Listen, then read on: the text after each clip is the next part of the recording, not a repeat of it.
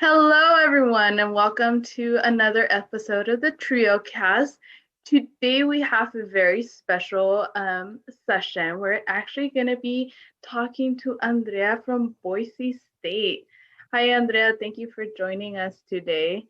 Thank you for having me.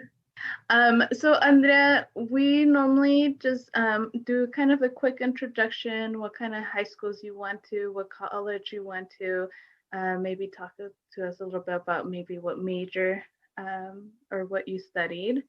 But yeah. Absolutely. Well, Yvonne, for high school, I attended Centennial High School here in the Treasure Valley. And I then pursue a Bachelor's of Science in Political Science here at Boise State. So I am a Boise State grad. I'm currently working in Master's for Public Administration here at Boise State. Oh, that's awesome. Definitely grew up, I've lived in the Treasure Valley for about 20 years. And so definitely feels like home. My family lives in this area.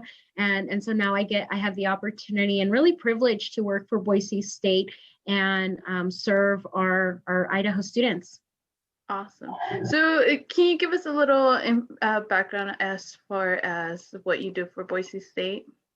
Yes, so I'm currently an admissions counselor and coordinator for multicultural recruitment for undergraduate admissions here at the university. So I work with students, educators, families to present more information about the admissions process and all of the next steps that follow. Things like applying for scholarships and financial aid, learning more about our housing options, definitely diving into what academic programs does Boise State offers and connecting students to the different resources available for them when, prior to coming to Boise State, but definitely as current Boise State students. Awesome. So you said you were working on your master's. What is that master's on? So it's a master's in public administration. And just my biggest passion area is kind of like administration and education and higher ed. And for example, right now I'm taking a class that allows me to look at research and, as far as education. And so it's really interesting, just taking it one step at a time as I am working full time at the same time. But it's great to be able to be in class. Right now I have a couple of classes that are fully online, and then and one of them gets to also be a little bit of hybrid. So there is an opportunity to still meet in person while keeping social distance, wearing our masks. But love connecting to other professionals that are also within that program and might be in different fields outside of education. Awesome. Now, Andrea, are you a first generation student? Were you the first one in your family? I am, yes. And so it's interesting because in high school, you don't recognize that term, first generation. At least I didn't. But I was the first one in my family to earn a college degree here in the U.S. And I have a younger brother and a sister. And my brother also came to Boise State. So he's also a Boise State grad. I also have a cousin who graduated from Boise State as well. So it's interesting because out of all the colleges and universities in the U.S., Boise State actually has most of our family graduates, which is 3, but it's so exciting that then we can now share this information with our nieces and nephews or just younger cousins and watch them, think about what it is that they want to do after high school and learn about the resources that they have.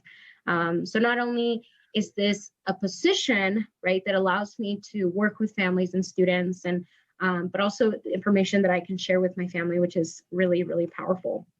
And I think with when it comes to, of course, serving our Idaho students, we want them to learn about all of their options that they have in the state of Idaho, and what does Boise State offer? I always tell students, the more I get to know you and what you're passionate about, what questions you have, the better I can serve you. So definitely is the highlight of this position is working with students as they navigate that admissions process and that transition from high school into their plans after high school, whether it's at a 4-year institution, a 2-year institution, military service, religious missions, or going into the workforce. Because I always say students earning a degree has many different pathways. Yeah. So when you were in high school, were you involved in any like programs such as TRIO, or did your school offer any programs like that? So as I don't believe Centennial High School offered a TRIO program. So no, I didn't have the opportunity to be part of this program. When I was in high school, I was mostly involved in organizations, like community organizations that allowed me to do community service. I was a little involved through my parish, but in high school, I wasn't involved. Like I said, we didn't have a TRIO program. Now in this position, I know what TRIO stands for, and I know all the services that they provide students. And the reality is that TRIO and admissions counselors and career counselors, we make up a team that supports the students through this exploration period of their life to learn what it is that they want to do after college. So I see all of you and in your office as my colleagues, as my partners. I know I wouldn't be able to do what I do without your support, and the career counselors and other folks within the high schools in the community that are also helping students navigate this process. Yeah.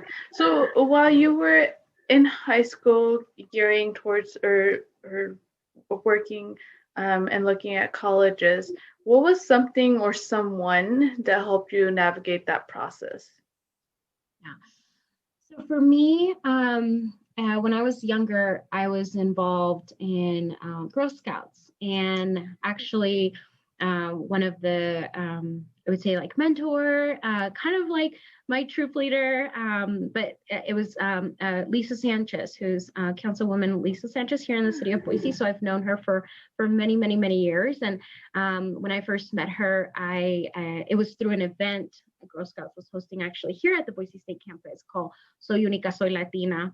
And I came to that event and I got to hear from powerful women in the community that were sharing their story of their college experience and then their professional life. And, as a 13-year-old Andrea, I started thinking of, oh my gosh, there's so many possibilities. And so I remember through Lisa, I learned the importance of like storytelling and the importance of giving back to the community, so she was definitely someone that kind of helped mentor that way. And then I would say maybe not necessarily my family, my parents, they didn't always knew how to support me in the process, but nonetheless, they were always there to say, you can do it, échale ganas, haz tu tarea. And all of those things were very important. And so I would definitely say that. I know that in high school, the friends that I had, they were, talking about like, okay, we're going to be going to college. And even those conversations were important because it was like, okay, my peers are talking about this. This is something that I need to be looking into it. And so that was also helpful as well. The last couple of episodes, we've been kind of conversing about how to pay for school. Did you apply for many scholarships? Did you get the FAFSA application in? And so I think this is an area I love to talk to students about my own experience with this because in high school, I knew I wanted to go to college. I knew that was a goal of mine. I knew I wanted to stay close to home, right? Being close to my family was important, but I wanted to also pursue that college experience, maybe living on campus and being involved in organizations, things like that. I remember completing the FAFSA application during my senior year.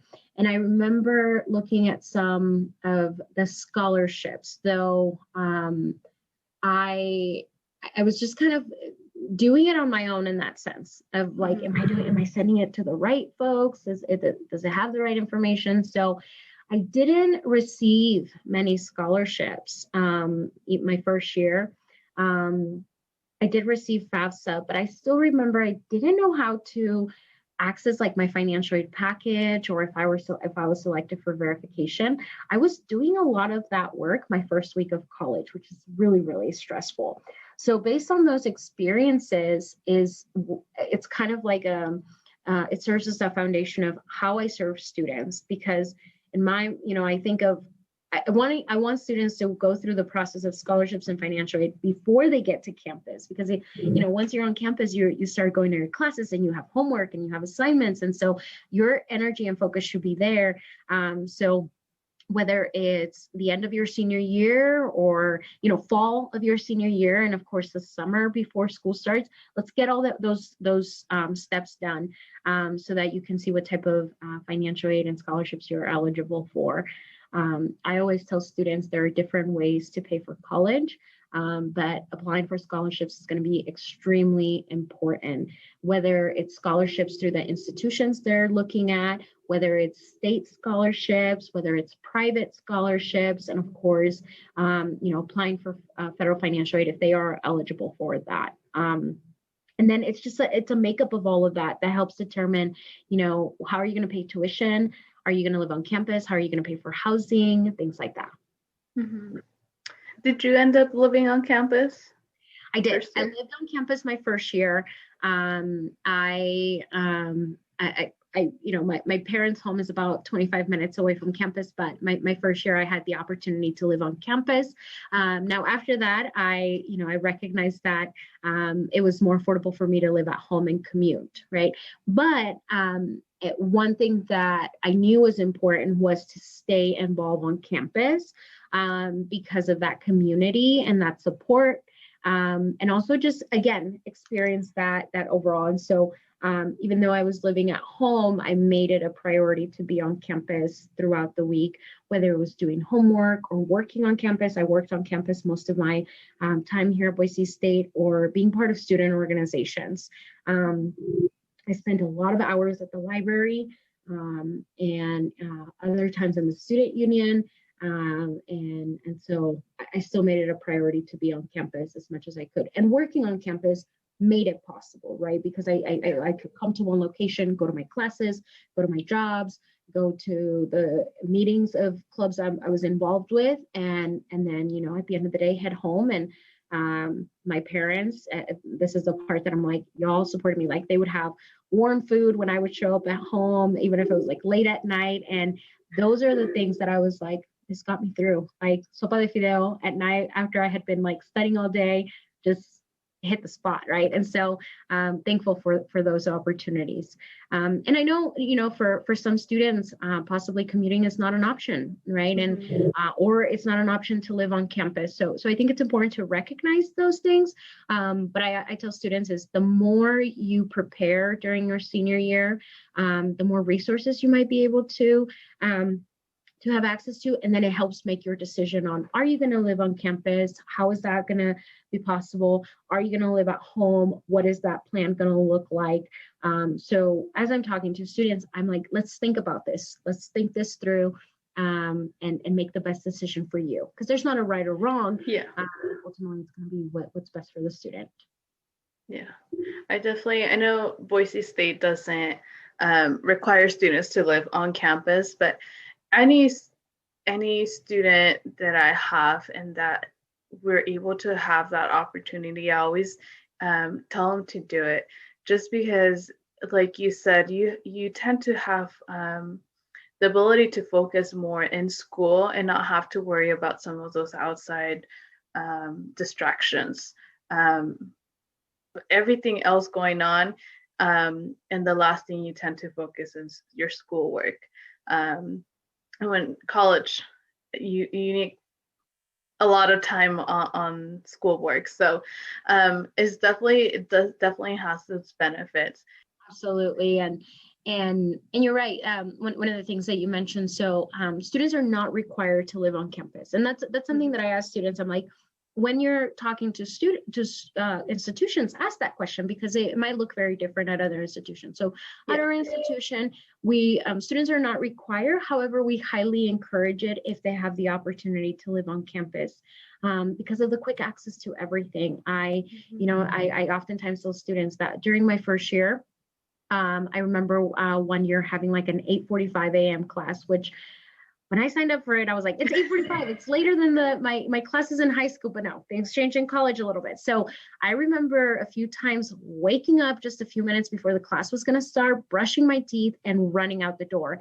And that was the convenience, right? Being able to do that and not miss the class. And so there's that. If students are working on campus, it's great to then be able to be in one location, go to class, go to work.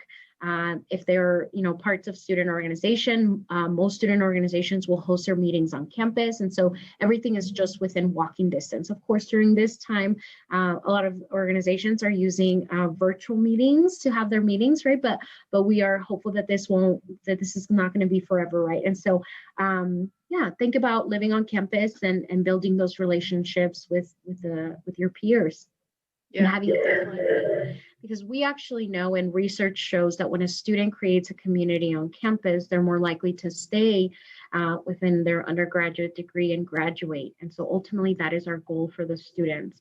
But we also understand that living on campus is not an opportunity for all students. Maybe, it comes with finances. And so we also want to create support and resources for students that are commuting to campus as well. We tell students, get involved, learn about these resources, make those connections, whether it's your professors or, academic advisors or just other peers in your classes. It's going to be really important. Now, when you were in college, you said you got involved in some clubs and organizations. Do you mind giving us some examples of some of those? Yeah, so I worked on campus in a department. It was formerly known as Student Activities. Now it's the department's Student Involvement and Leadership Center that oversees all the student organization. So I actually got to work with a department that would oversee whether it was sororities or fraternities or, all types of organizations. Some of them are tied to academic programs, maybe leadership, maybe, a specific social issue. And so that was kind of my job on campus. Within that department I remember one year I was like the family event coordinator. And so I actually would host events for families, right? Because many of our students were not only were they commuting students, but they were students with their own families. And so I remember hosting different events for families. There was like this event, I know we hosted it around this time of the year called Monster Bash, and students got to bring their children if they had their families, and so that was a fun event. Now, as far as student organizations, I was very involved with a student called SHEP, Society of Hispanic Professional Engineers. Now, I didn't study engineering, I was a political science student. But what I loved about SHEP was the community, the students that were part of that organization. SHEP is a national organization that has chapters for undergraduate students, graduate students, and professionals. So they host different conferences throughout the year. And as a chapter of this national organization, we would get invited to go to these conferences. And there I go, political science self. But they shared information that was applicable to other fields as well, right? Like how to develop your resume, how to tell your story, how to network, which it's applicable to all students, regardless of what they're studying. So, being part of SHEP, I remember at one point, Boise State actually hosted one of the regional conferences. And that's where I was like, ooh, I can, help plan this organization. And I remember that event was not only supported by undergraduate students, but there were also professionals out in the community who came and supported. So it allowed for that opportunity to also meet professionals in the area. So it's a great organization. Some networking, get some networking done for sure. Now you've said that you're a grad student. How do you find that different from being an undergrad? Or is there a difference?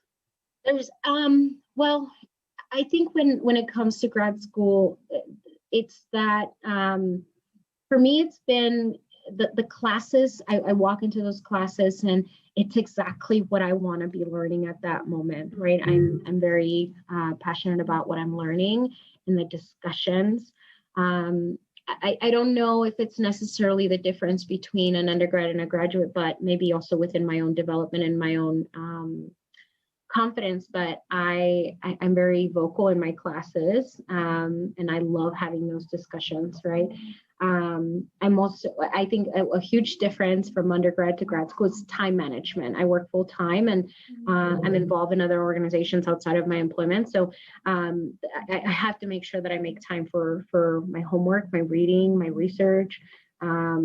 And so time management is a big skill. But I think time management skill is an important skill to have in undergrad and grad school. And so, yeah, I would say that those are probably some of the biggest things. And it's been really interesting. I love the peers that I've met in grad school, and I learn from them, right? And so that's also really important. You just mentioned that grad classes tend to be more focused, especially on what you want to be learning. I have a lot of students that either don't want to go to school because they have to take the generals like math, science, and whatnot, or don't necessarily know what they want to study. I know Boise State has the major finder, which is awesome. Is there anything else that you would recommend students do to see whether the major or the area of study that they're interested is right for them? Yes, and so for high school students, I think the biggest thing I would recommend is to use our resources that we have out there. For example, Major Finder shows them a list of all the majors that Boise State offers. It shows them the courses that are required to earn a degree within, whether it's engineering or social work or education. You can see the actual courses that are going to be required to earn a degree. It also provides students information on possible careers or jobs, and even the incomes associated with those careers or jobs. Of course, all of that is going to be contingent on where they live, whether it's the beginning of their career, they've been in their career for a few years and things like that. But it is still a really great tool to explore degrees with information on possible careers, right? Mm-hmm. Now, that being said, I also tell students that there are some specific degrees that take you directly to a specific career, but then there are other degrees that get to be more flexible. So definitely keep all of those things in mind. I encourage students to, as they're working with their academic advisors to determine the classes that they're going to be taking, if they get an opportunity to take introductory courses to a field they might be interested in, do so. It might count towards an elective, right, or a core class, and it might be the class that allows you to fall in love with a field of study. Once you're in school, getting involved can help you also determine what you're passionate about, what you find interesting, and then other things that I share with students is, once you're in school, think about, maybe doing an internship. Some degrees require students to do internships, some don't. But nonetheless, our career services here on campus can help students identify possible internships. Boise State, it has, because of our location and because of the relationships we've been able to build with different industries and departments and organizations, we have an internship program that allows students to say, okay, where can I go? And so, for example, students that are interested in nursing or radiology or any of the health sciences, we are minutes away from two of the largest regional hospitals, St. Luke's and St. Al's. For students that are interested in education, we are in a location where we have the largest school district here in the state of Idaho, within minutes from the university. But then around us, there are other school districts that, function differently or, serve its different populations. So it's like just having an opportunity to work within these fields. Students that are going into social work or criminal justice or political science, the state capital is minutes. It's like walking distance from Boise State. So that's another place students can pursue internship. And of course, when it comes to students going into business degrees, as you know, the Treasure Valley continues to grow. And with that growth, we are, seeing different companies moving into that area and, potentially building those relationships with us to develop internship programs. So internships are huge. Definitely encourage students to pursue them, work with academic advisors to determine when it's going to be the best time for a student to pursue an internship, whether it's during their junior year or a summer break, or thinking about what is the 4 years here at Boise State going to look like, and where can they include an internship or two. So for those students that aren't aware, what is an internship? Yeah, so an internship is an opportunity for students to work with different industries or departments or companies and put into practice what they're learning in their classrooms or within their major.